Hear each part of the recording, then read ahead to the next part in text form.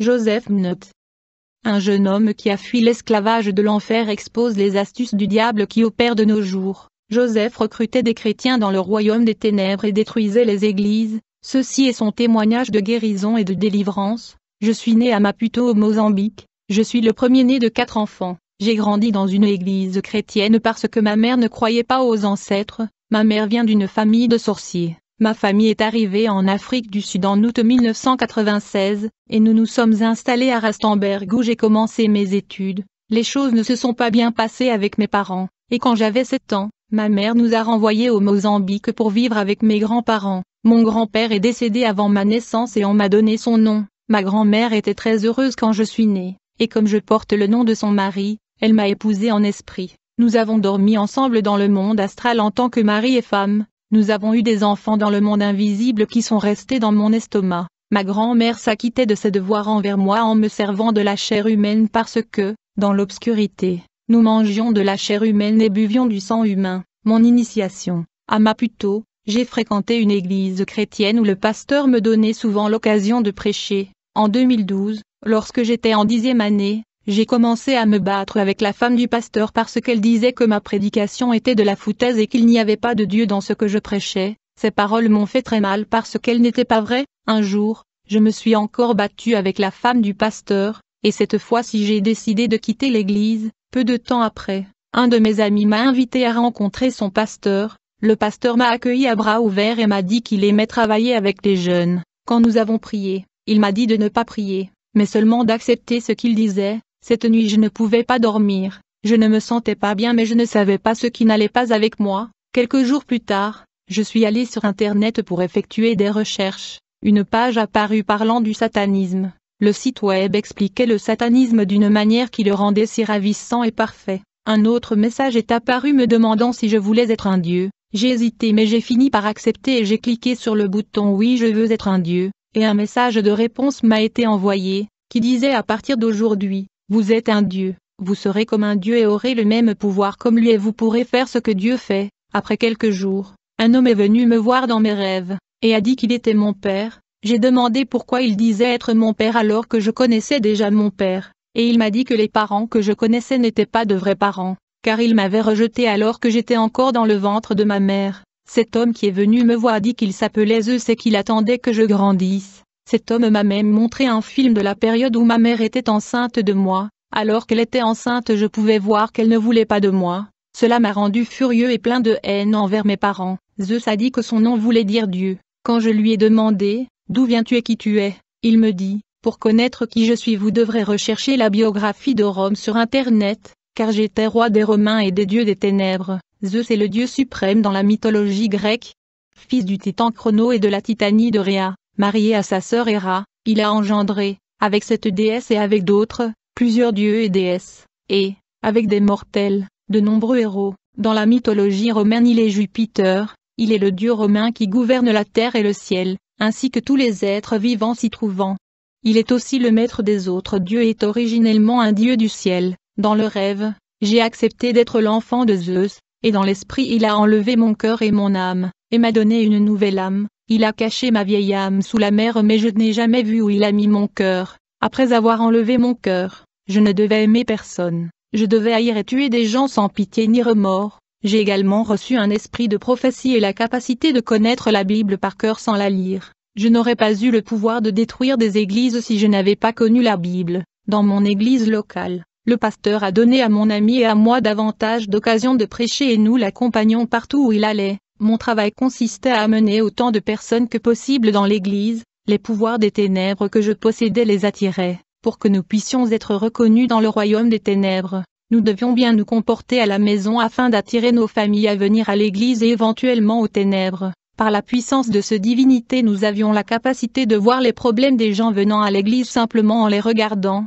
Par exemple, si une femme était troublée par son mari, nous ferions venir son mari à l'église afin qu'il cesse de la troubler. Mais le mari en question ne va pas changer, et il ne quitterait pas son style de vie pervers. Si une personne était malade, nous la guéririons, mais nous enverrons un démon faire souffrir sa famille ou acheter ses enfants en sacrifice et en échange de cette guérison, l'homme serait guéri mais un membre de sa famille sera victime de sacrifice sans qu'il le sache. Nous mettions la main sur les gens, leur transmettant nos mauvais esprits par imposition de main. Si une femme était enceinte, et que nous voulions capturer son enfant qui va naître, d'abord nous lui dirions le sexe de son enfant qui va naître afin qu'elle ne doute pas de nous, ensuite on lui disait que le garçon ou la fille qui devait naître va servir Dieu. Lorsque la femme acceptait que son enfant serve Dieu, sans savoir qu'il ne s'agit pas de Dieu de la Bible, alors on transportait son enfant immédiatement dans le monde des esprits. Notre pasteur qui était sataniste était bien connu, et il servait aussi sous un autre méga-pasteur, qui avait une grande église avec de nombreux pasteurs et églises sous lui.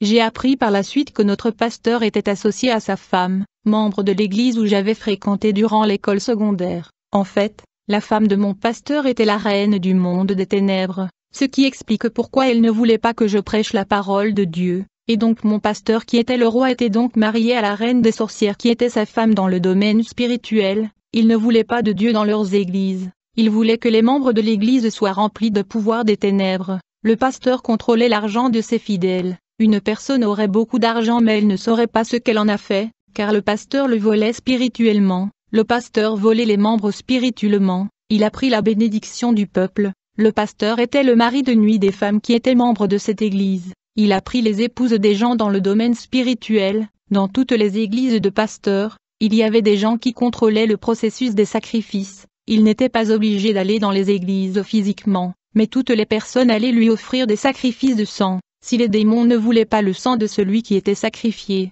ils tuaient leurs parents. Les moyens que nous avons utilisés pour détruire les serviteurs de Dieu et des églises. Dans les églises, nous avons d'abord vérifié les intercesseurs, ceux qui s'engageaient à prier pour le pasteur, le ministère et les services de l'église. Nous voulions quelqu'un qui était dans l'église mais pas dans le même esprit avec le reste de l'équipe car les intercesseurs sont supposés être dans le même esprit à tout moment et porter la présence de Dieu avec eux. Lorsque l'esprit de l'unité n'est pas là et quand il y a division, nous avons pu entrer par le lien le plus faible et pénétrer les autres intercesseurs par eux. Si nous avons constaté que nous ne parvenions pas à diviser les intercesseurs, nous les avons gonflés d'esprit de fierté et d'orgueil. Nous leur avons fait croire qu'ils étaient meilleurs que les autres ou qu'ils priaient mieux que les autres. Si nous échouons encore, on répandait l'esprit de calomnie, diffamation et potin parmi eux. Nous avions également ciblé les fidèles de la chorale, on surveillait et vérifiait leur style vestimentaire, leur coiffure et les bijoux qu'ils portaient, car nous pouvions facilement posséder une personne par la façon dont elle s'habillait, en particulier si elle portait des marques et des produits sataniques. Si une femme aimait porter des vêtements révélateurs, nous lui enverrions un homme pour qu'elle tombe dans le péché de la fornication ou de l'adultère. Une fois qu'une adoratrice a commis la fornication et a continué d'adorer en cachant ses péchés, elle devenait la porte par laquelle nous entrions pour propager cet esprit d'immoralité aux autres membres de l'équipe. Dans le satanisme, nous avons utilisé la Bible pour tromper les gens, comme lors du mariage à Cana en Galilée, où Jésus a transformé l'eau en vin. Jean 2, 1-11. Nous avons utilisé cette écriture pour inciter les gens à boire de l'alcool en disant que Jésus avait transformé l'eau en vin. Par conséquent, il nous permet de boire de l'alcool. De plus, nous avons fait en sorte que les gens soient aveuglés par l'écriture sainte contenue dans Éphésiens 5 verset 18, qui dit « Ne vous enivrez pas de vin, dans lequel se trouve la fornication, mais soyez remplis de l'esprit. » Le royaume des ténèbres déforme la parole de Dieu pour attirer les hommes dans les ténèbres ou les éloigner de la volonté de Dieu. Les personnes que nous n'avons pas pu vaincre sont ces chrétiens qui ont la parole de Dieu au plus profond de leur cœur et vivent selon la parole. Ceux-ci ne croient pas tout ce qui leur est dit, ils vérifient tout dans la Bible. Nous avons attiré des pasteurs avec de l'argent et des femmes, nous avons utilisé des satanistes attrayants du royaume des ténèbres pour séduire les pasteurs. Si le pasteur était fort et que le sataniste n'avait pas réussi à le séduire, nous avons fait prospérer sa congrégation dans les finances. Quand nous avons vu que le pasteur appréciait les offrandes, nous avons arrêté le flux d'argent.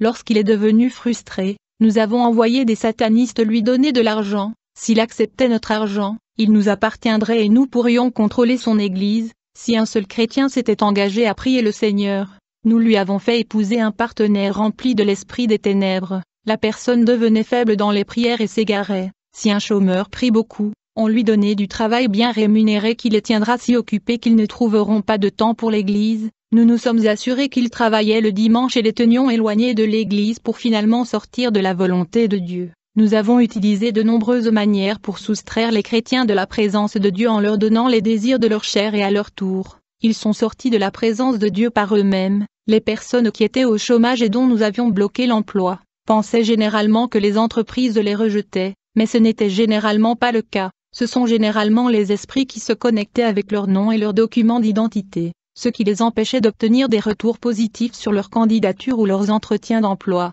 Dans les églises que nous contrôlions, nos satanistes ont recruté des personnes et les ont plongées dans les ténèbres pour que nous puissions les promouvoir. Nous recruterions des gens en leur donnant de la nourriture et des bonbons, mais cela ne fonctionna pas pour certains chrétiens qui priaient, à cause de l'écriture de Marc 16 verset 18 qui dit « Ils prendront des serpents, et s'ils boivent quelque chose de mortel, cela ne leur fera aucun mal, ils imposeront la main aux malades et ils se rétabliront. » Nous aimions ceux qui ne faisaient que fréquenter l'église, qui allaient à l'église mais n'avaient pas la parole de Dieu en eux. Nous leur avons donné à manger pour qu'ils puissent rejoindre le satanisme. Dans le physique, cela ressemblait à de la nourriture mais dans le spirituel, c'était de la nourriture ancestrale. Lorsque vous avez mangé cette nourriture, vous avez reçu le pouvoir et vous êtes entrés dans le royaume des ténèbres. Nous avons également remis des vêtements à des chrétiens lorsque nous voulions qu'ils rejoignent les ténèbres. Après avoir prêché, je retirai ma veste et la donnai à un membre de l'église pour lui dire que c'était Dieu qui m'avait dit de la lui donner. Je dirais même au pasteur de cette église de surveiller la personne à qui j'ai donné la veste parce que Dieu l'avait choisi pour le ministère. Le pasteur serait d'accord et le ferait prêcher. Aux yeux de l'homme, on dirait que la personne grandit dans l'esprit ou dans les choses de Dieu. Mais nous veillerons à ce que le frère reste dans l'église et favorise l'obscurité par le biais de notre contrôle de l'église. Chaque fois que la personne portait la veste, elle porterait mon esprit de satanisme et nous pourrions y accéder la nuit et il serait initié au royaume des ténèbres. C'est comme le cas d'Élie et d'Élisée quand Élisée a reçu le manteau d'Élie et que le même esprit d'Élie s'est reposé sur Élisée. 2 Rois 2, 8-15. La plupart des pasteurs des ténèbres aiment pratiquer cet acte de donner leurs biens aux membres de l'Église. La différence entre satanistes et adorateurs du diable: les satanistes adorent le diable et versent du sang pour les sacrifices. Les adorateurs du diable ne font que promouvoir les œuvres du diable et effectuer des sacrifices afin de recevoir plus d'argent et des postes plus élevés. Il y avait une prière nocturne aux États-Unis où des adeptes du diable s'étaient rassemblés pour ériger une statue composée d'un demi-homme et d'un chèvre. La statue est le diable lui-même et sera bientôt érigée à différents endroits du monde. Les adorateurs du diable dominent le rock and roll, la musique R&B, la musique pop et même certains codes sportifs. La plupart des célébrités ont vendu leurs âmes au diable pour la gloire et l'argent. Vous pouvez apercevoir un adorateur du diable à ses cheveux, généralement de couleur sauvage, à son style vestimentaire et à ses gestes sataniques. Les fidèles du diable ont des tatouages atroces imprimés sur leur corps. Ils aiment les piercings sur le visage et le corps. Certains vont même jusqu'à subir une chirurgie plastique et à implanter des cornes sur leur front. Il y avait un dieu pour chaque esprit que nous donnions aux gens, et tous ces dieux étaient rapportés à Satan, dans le royaume des ténèbres. Chaque département a un dieu qui le gouverne, mais tous relèvent de Satan. Quand j'ai été appelé dans le royaume des ténèbres, je travaillais avec 2 déesses, notamment Aphrodite qui est la sirène de l'immoralité sexuelle et de la nudité. Elle est responsable de tous les péchés d'adultère, de fornication et d'homosexualité. Ces 2 déesses opèrent généralement à la télévision et sur Internet en affichant la nudité comme une chose merveilleuse qui doit être admirée. Nous voyons cette déesse travailler dans la pornographie et le cinéma, ainsi que dans la musique pop, R&B et hip-hop. Dans la mythologie grecque, Aphrodite est la déesse de l'amour et de la sexualité, assimilée à la déesse Vénus de la mythologie romaine. Elle a fait depuis la Renaissance l'objet d'un grand intérêt. En plus de ceci, je travaillais avec Iris, la déesse responsable des guerres dans le monde. C'est elle qui fait dresser les pays les uns contre les autres. Pendant la guerre, il y a un bain de sang et le royaume des ténèbres reçoit beaucoup de sang de cette façon. J'ai rencontré ces déesses tous les jours parce que c'étaient mes frères et sœurs dans les ténèbres, car j'étais aussi un dieu. Ils venaient me prendre, physiquement. Je ne suis jamais allé à Rome, mais j'ai parcouru toute la ville en esprit. Il m'a fallu 5 minutes pour me rendre du Mozambique à Rome. Il fut un temps où les dieux m'emmenèrent dans un endroit rocheux pour ressusciter Zeus d'entre les morts. Ils ont dit que je devais l'élever parce que j'étais son enfant.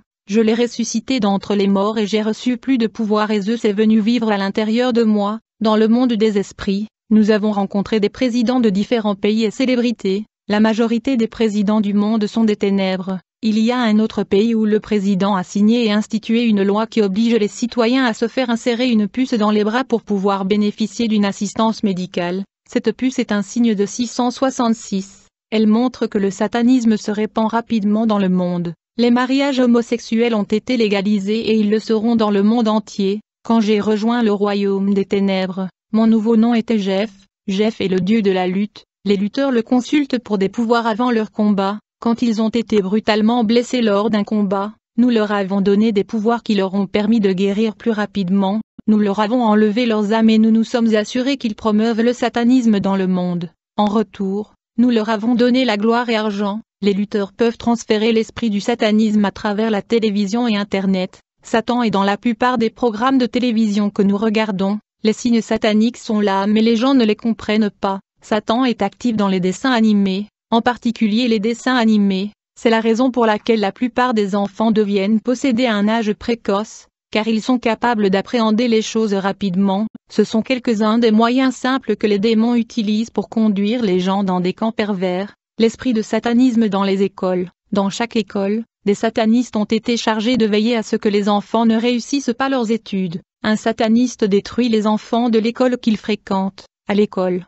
mon but était de détruire toute l'école en commençant par ma classe. S'il y avait un enfant intelligent qui excellait dans ses études, je l'aveuglerais et m'assurerais qu'il ne comprenne plus ce qu'il étudie. Quand un enfant brillant écrivait des examens, nous interférions dans l'esprit de l'enseignant qui inscrivait leur scénario et ils échouaient à l'enfant. Nous avons encouragé certains des enfants à avoir un petit ami ou une petite amie afin qu'ils puissent quitter la voie de Dieu et commencer à échouer à l'école. Nous avons également incité les enfants de pasteurs et d'autres chrétiens à déshonorer leurs parents. Une certaine fille de mon école a été chargée de toujours me surveiller et de me contrôler. Je n'avais jamais rencontré cette fille auparavant, mais j'avais l'impression de la connaître. Nous sommes devenus amis à l'école et elle m'a donné à manger pour que je ne sois pas hors de contrôle. Nous avons fait des bébés pour le sacrifice de sang. Grâce aux avortements, nous avons reçu beaucoup de sang qui a été offert au Dieu des enfants car l'avortement est un sacrifice. Nous avons reçu ce sacrifice quotidiennement parce que les avortements sont pratiqués quotidiennement dans des hôpitaux et des cliniques.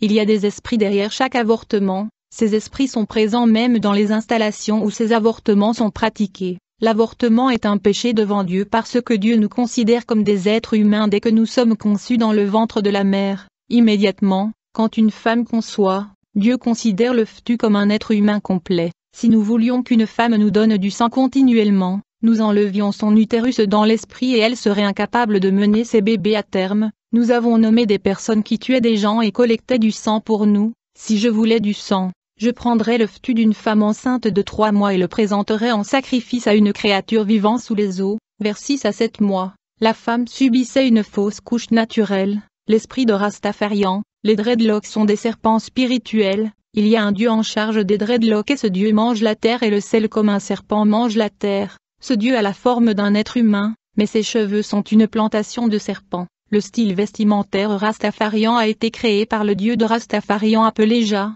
Ils utilisent les perles de la noirceur pour rendre leurs accessoires attrayants. En enfer, il existe une liste mondiale de vrais pasteurs de Dieu qui ont besoin d'être tués par les ténèbres parce qu'ils causent tant de destruction au royaume des ténèbres. Une fois qu'un pasteur est sur cette liste, la noirceur enverra un sataniste de haut rang d'un pays étranger pour le tuer. Même à l'église de la Fraternité Unie, de nombreux satanistes sont envoyés pour détruire l'unité et tuer le pasteur Mukuba. Les ténèbres utilisent les accidents et la maladie pour tuer des pasteurs. La plupart des pasteurs ne conduisent pas eux-mêmes mais ont des chauffeurs. Par conséquent, nous entrons par leur conducteur et sommes en mesure de provoquer un accident. Cependant, les accidents ne garantissent pas la mort, car le Seigneur protège et combat pour les pasteurs qui se promènent avec de nombreux anges gardiens. Nous avons utilisé maladie pour détruire la plupart des pasteurs et entrer dans leur famille. La plupart des pasteurs jeûnent beaucoup et quand ils jeûnent, leur corps devient faible et malade à cause de jeûne. Nous leur donnions donc des ulcères et les médecins disaient à ce pasteur de manger.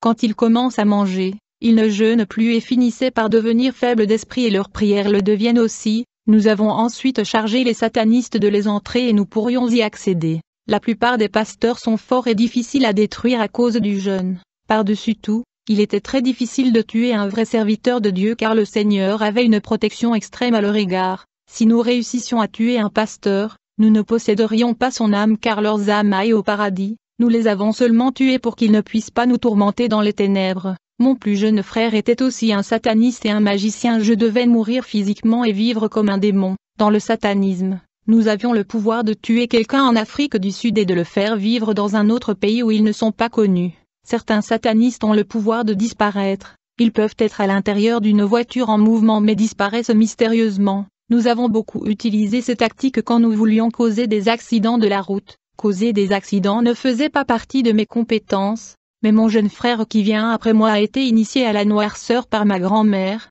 spécialiste de ce domaine. Il était à la fois un sorcier et un sataniste. Nous ne nous sommes jamais rencontrés dans le noir parce que nous n'étions pas dans le même domaine. Quand il causait un accident, un sataniste était à l'intérieur de la voiture et les autres attendaient avec une corde à l'endroit où l'accident était supposé se produire. Lorsque la voiture se trouvait à 2 mètres du lieu, le sataniste disparaissait et rejoignait ses amis sur le bord de la route, laissant la voiture chavirer sans lui. Une corde noire signifiait que des personnes mouraient dans l'accident et une corde rouge signifiait que seul le sang serait versé. Si vous vérifiez la plupart des scènes d'accident, vous ne trouverez du sang nulle part, car les satanistes recueillent tout le sang dans l'obscurité. S'il y avait une mort dans l'accident, les satanistes sont venus et ont pris les corps spirituellement pour être séchés et mangés. On m'a ordonné de tuer ma mère afin de recevoir une promotion. En tant que sataniste, je suis allé en enfer mais je n'ai jamais rencontré Satan.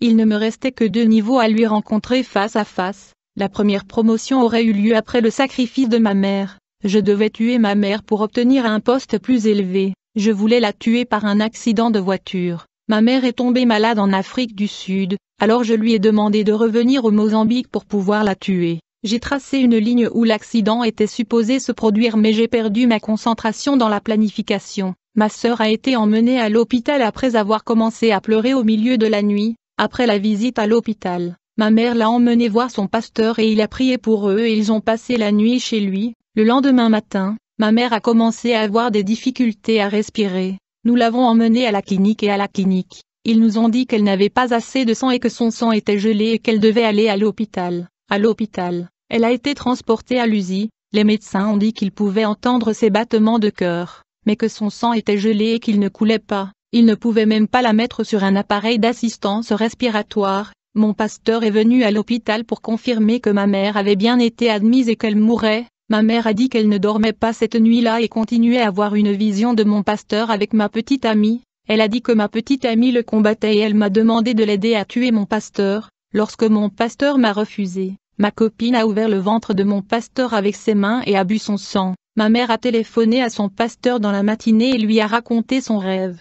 Il lui a dit qu'elle ne mourrait pas parce que ce qu'elle avait vu dans la vision était censé lui arriver. J'ai été punie pour avoir échoué dans cette mission. J'étais sérieusement ennuyée dans le royaume des ténèbres pour n'avoir pas tué ma mère. Ils m'ont dit que j'avais échoué dans mon affectation. À l'époque, ils cherchaient du sang pour commencer la nouvelle année. Chaque année, nous devrions donner du sang pour nous couvrir. Je devais trouver un remplaçant pour ma mère, et je fus punie pour ma désobéissance, et je fus enfermée dans un endroit terrifiant. Mes bourreaux m'ont battue et brûlée avec des chaînes de feu. Après cela, je devais aller à la mer dans mon corps physique et y rester jusqu'à ce que je puisse faire un sacrifice. Si je réussissais le test, je serais pardonnée de mon échec. J'ai trouvé 2 chrétiens charnels que j'ai prévu de sacrifier. Avec un autre chrétien, nous sommes allés vers la mer la nuit. À minuit, j'ai appelé le Dieu de la mer, et j'ai présenté les 2 chrétiens comme un sacrifice. Ils sont tombés à terre et le Dieu de la mer les a saisis. J'ai essayé d'aller à la mer mais j'ai échoué, ce qui était un signe significatif que le sacrifice était passé.